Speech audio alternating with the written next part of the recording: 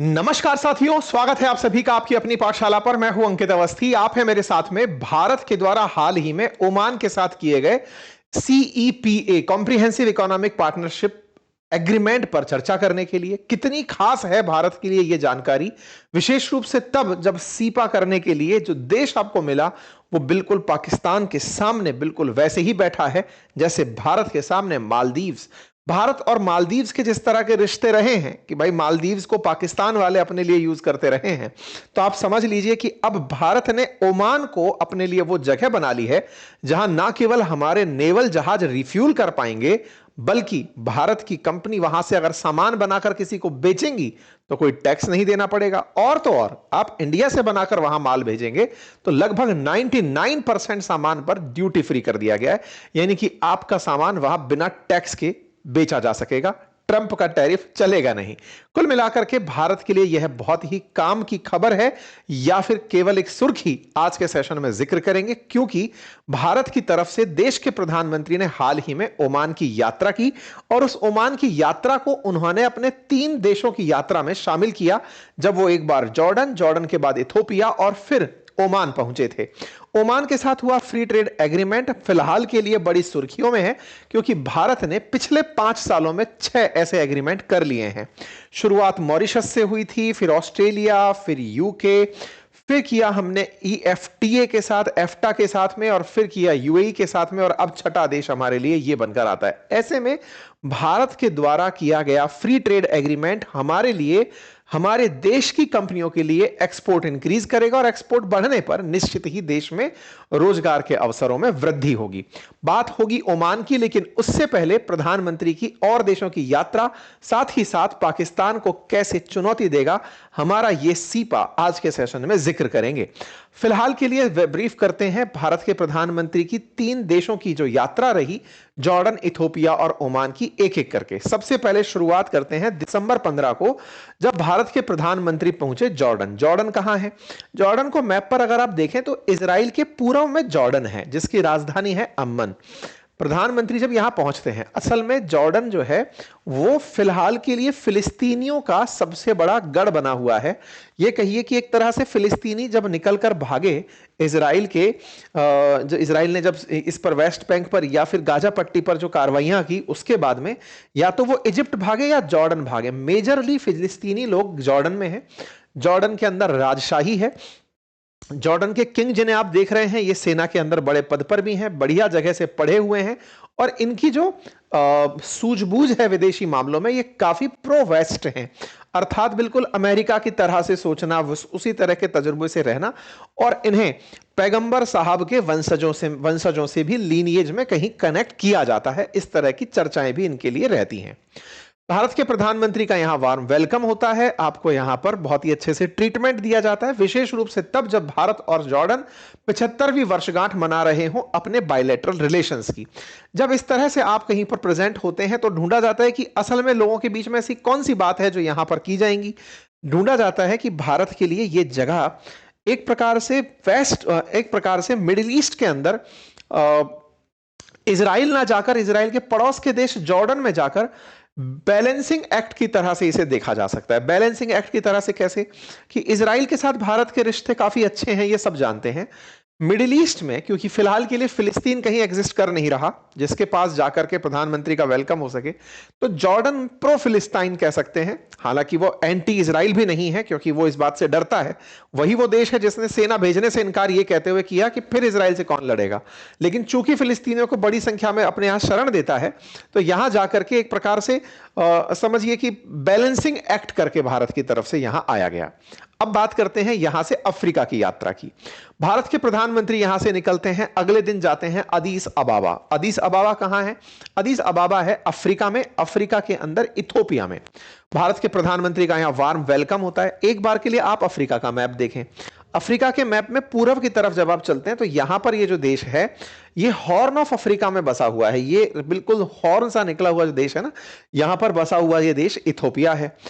Ethiopia के अंदर भारत का वार्म वेलकम होता है। अदीस अबाबा जो है, यहां पर जब ये पहुंचते हैं, यहां पर यहां के जो प्राइम मिनिस्टर हैं अबे अहमद, उनके द्वारा इनका वार्म वेलकम होता है। अगर आप जानते हैं अबे अहमद के बारे में तो कमेंट बॉक्स में बताइए इनके बारे में क्या सिग्निफिकेंट है।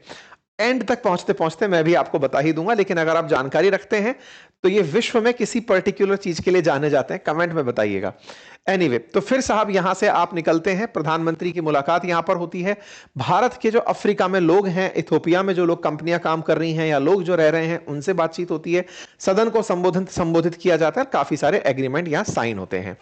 यहां से आगे जब प्रधानमंत्री निकलते हैं और वो पहुंचते हैं मस्कट, मस्कट पहुंचते हैं, वहां मतलब कि ओमान पहुंचते हैं। बाय द वे, मैं इथोपिया के बारे में एक जानकारी और आपको दे दूं। इथोपिया चूंकि अफ्रीका में है और अफ्रीका में भारत बहुत सारा निवेश कर रहा है, भारत की तरफ से बहुत सारी हमारी कंपनी अफ्रीका के देशों में बड़ी मात्रा में निवेश करने गई हुई हैं। ऐसे में देश के प्रधानमंत्री का वहां होना ना केवल उन देशों में हमारा विश्वास बढ़ाता है, बल्कि जो चाइना वहां पर बहुत तेजी से फैलता जा रहा है उसे काउंटर करता है। तो भारत की कंपनियों के लिए एक सिग्नेचर तरह से यात्रा इसे कंसीडर की जा सकती है। आप ओमान पहुंचते हैं, ओमान में आपका वार्म वेलकम होता है, आपकी यात्रा को पूरी तरह से कवरेज किया जाता है। प्रधानमंत्री की जो ये यात्रा होती है, इससे बहुत सारे न्यू एवेन्यूज की चर्चा की जाती है। आप ओमान आते हैं अपने तीसरी यात्रा के अंदर।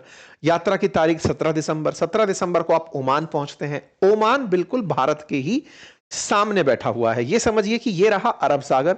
अरब सागर को समझने के लिए थोड़ा सा ऐसे समझिए कि अगर हमें यूएई जाना है, यानी कि हमें दुबई जाना है या फिर हमें सऊदी जाना है, तो जिस पानी से होकर गुजरना पड़ता है वो पानी अरब सागर से है। अरब सागर से होते हुए आप स्ट्रेट ऑफ हॉर्मुज को क्रॉस करते हुए यहां जाते हैं। स्ट्रेट ऑफ हॉर्मुज हाल ही के दिनों में काफी सुर्खियों में रहा था, जब ईरान और इजराइल के बीच बवाल चल रहा था। तो ईरान इस हॉर्मुज से होकर के गुजरने वालों पर हमला करने की प्लानिंग करता था। उन दिनों ओमान बिल्कुल उसके मुहाने पर बैठा हुआ देश था। ओमान से भारत के बहुत अच्छे रिश्ते हैं। ओमान में बड़ी संख्या में भारतीय काम करते हैं और यहां से बड़ी मात्रा में पैसा कमाकर भारत भी भेजते हैं। ओमान को अगर और गहराई से मैप पर देखें तो ओमान के जस्ट सामने आपको पाकिस्तान दिखाई पड़ता है, इधर ईरान दिखाई पड़ता है। ईरान का बिल्कुल चाबहार पोर्ट यहीं पर है और ग्वादार पोर्ट बिल्कुल किनारे लगा हुआ है पाकिस्तान का। ओमान में हमने यहां पर एक दक्म नामक पोर्ट है जिस पर भारत की नेवी के लिए एक्सेस लिया हुआ है, कि मतलब हमारी नेवी कल को अगर यहां पर आए तो और बाबे मंडल के अंदर कोई इशू हो तो हम यहां पर स्टे कर सकते हैं। नेवी यहां से रिफ्यूलिंग भी कर सकती है। एक तरह से समझिए कि भारत का अनकहा नेवल बेस ओमान के अंदर स्थित है। इतना ही नहीं, ओमान में हमारे पास एक SEZ भी है, स्पेशल इकोनॉमिक जोन भी है, जहां पर कुछ भी अगर हमारी कंपनियां पैदा करें तो उन्हें ओमान को टैक्स नहीं देना होगा। वो यहां से बनाकर माल को दूसरे देश में बेचने जा सकते हैं। जैसे भारत को बहुत सारा माल एक्सपोर्ट करना होता है गल्फ कंट्रीज के अंदर, तो ऐसे में यहीं पर हमारी कंपनियां सामान बनाकर दूसरे देश में जाएं तो बिना टैक्स दिए भी यहीं से सामान दिया जा सकता है। अब ओमान ने हमें इस SEZ के अलावा कुछ और एक्सेस दे दी है, और वो ये कि इंडिया से बना हुआ सामान अगर ओमान में बिकने आता है तो लगभग 99% अब सामान पर कोई टैक्स ही नहीं लगेगा। जितने में यहां बिक रहा है उतने में यहां पर बिक सकेगा सामान। इतना तेजी से हम एक्सपोर्ट बढ़ा सकेंगे। इंडिया ओमान ऑलरेडी $10 बिलियन का ट्रेड करते हैं, जिसमें से $4 बिलियन के आसपास हम बेचते हैं, 6 बिलियन डॉलर के आसपास हम खरीदते हैं, जिसमें से ऑयल पेट्रोलियम पदार्थों की मात्रा है। ऐसे में इनके यहां पर हमें एक्सेस मिलना आने वाले समय में इंडिया के एक्सपोर्ट को बढ़ावा देगा। गल्फ ऑफ ओमान के चलते ही स्ट्रेट ऑफ हॉर्मुज को काफी ज्यादा मायने रखा जाता है। यह रहा पोर्ट ऑफ दक्म। उम्मीद है कि अब आप इससे समझ पाएंगे कि पाकिस्तान कैसे यहां से काउंटर करता है।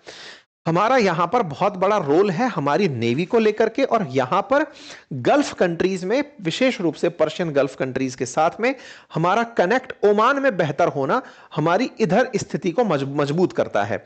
चाबहार के बिल्कुल सामने ओमान पर हमारा जितना ज्यादा, मतलब एक तरह से कहिए कि मित्रता पूर्वक सहयोग रहेगा, उतना पाकिस्तान के लिए मुसीबत रहेगी। कैसे? अभी क्या है, पाकिस्तान ना कराची के बिल्कुल दक्षिण में एक पोर्ट है, उस पोर्ट का नाम है पोर्ट कासिम। उसको चाइना की मदद से बनाने की प्लानिंग में लगा है। कराची पाकिस्तान का मुंबई समझिए। वहां पर बिल्कुल नजदीक पोर्ट मोहम्मद कासिम नाम से, पोर्ट मोहम्मद बिन कासिम नाम से एक पोर्ट है, जिसको चाइना लगभग 2 बिलियन यूरो खर्च करके बनाना चाहता है। चाइना वालों ने इस पोर्ट के डेवलपमेंट के लिए पाकिस्तान से जगह मांगी है।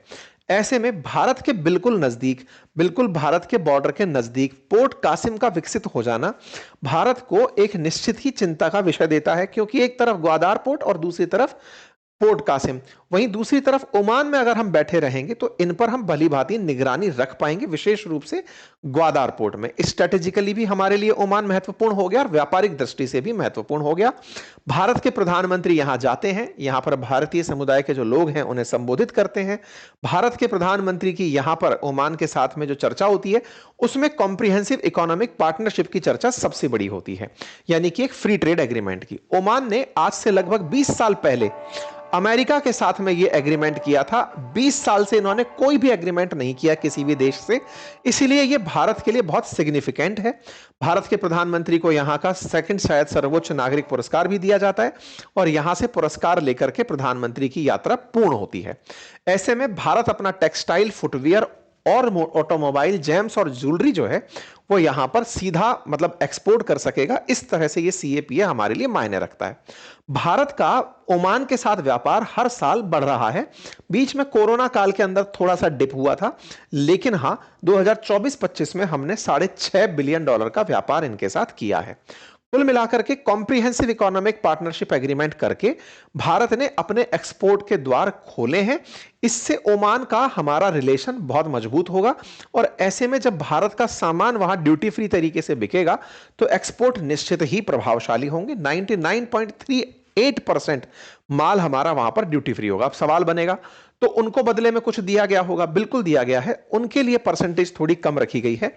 उनकी तरफ से जो सामान हमारी तरफ बिकने आएंगे उनमें जो एग्रीकल्चरल गुड्स हैं और ऑयल है उनके ऊपर टैक्स को हटाकर बाकी गुड्स के ऊपर सामान पर टैक्स फ्री उनको भी किया गया है।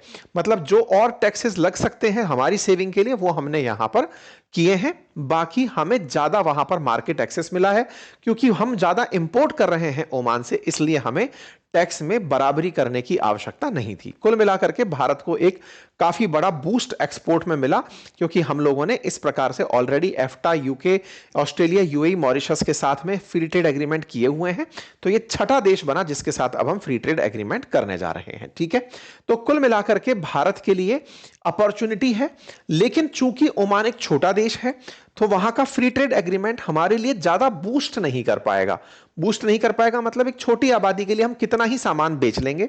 बेहतर होता कि भारत को वहां से तेल खरीदने में कोई और सस्ती दर पर लाभ मिलता, लेकिन चूंकि भारत वहां से आगे सामान एक्सपोर्ट करना चाहता है SEZ से, इसलिए हम उसे एज ए पोर्ट भविष्य में यूज कर पाएंगे और स्ट्रेटेजिकली उसके साथ हमारे संबंध अच्छा होना हमारे लिए उस पर्टिकुलर गल्फ ऑफ ओमान में, अरेबिक सी में अच्छी पहचान बनाता है।